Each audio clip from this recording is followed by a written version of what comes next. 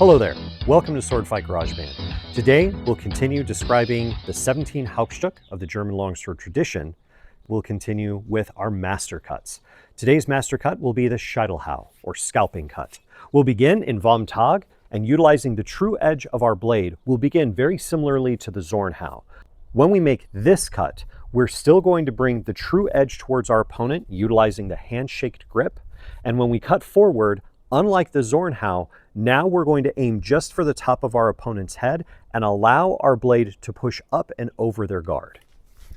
When doing this, you need to loosen your forehand grip so that instead of keeping your handshake grip tight on the handle, you loosen just enough to allow your backhand to pivot the sword up and the blade itself to come up and over the outstretched guard that your fencing partner may be utilizing.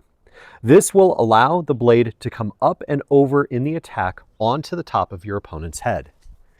Now, what this scalping cut does is due to the concept of Überlaufen, this directional length where we can strike further away from our body if the attack is directly in line with our shoulder and outstretched to our target. That allows us to strike further away from our body. It also allows us to strike further out so that if we cut with a retreating step, we can still be more likely to cut into our opponent.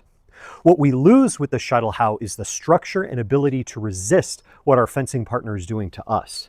When I strike with a Zornhau, my structure is such that I can fairly easily resist what my fencing partner is doing.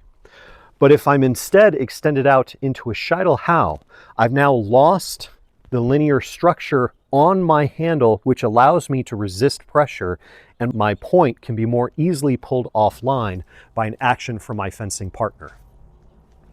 While the Zornhau gives me good stability in my cut and is good, well-rounded attack, the Schietelhau emphasizes distance, speed of striking to the upper target zone, but has less of an ability to resist what my fencing partner is doing against me.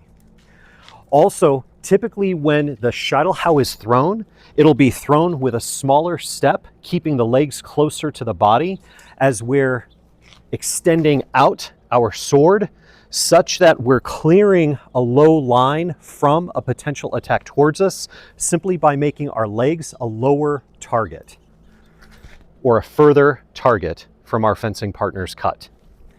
When throwing this cut on the retreating step, it allows us to cut into our opponent's attack that they were bringing towards us, increasing our distance and hopefully allowing us to cut over their attack. And because of the increased distance, we're able to keep ourselves safe while throwing that cut up and over their guard.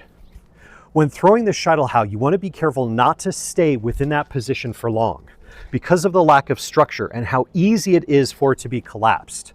Most of the time after throwing the Schietelhau, you want to collapse your arms into a lower guard, such as plow.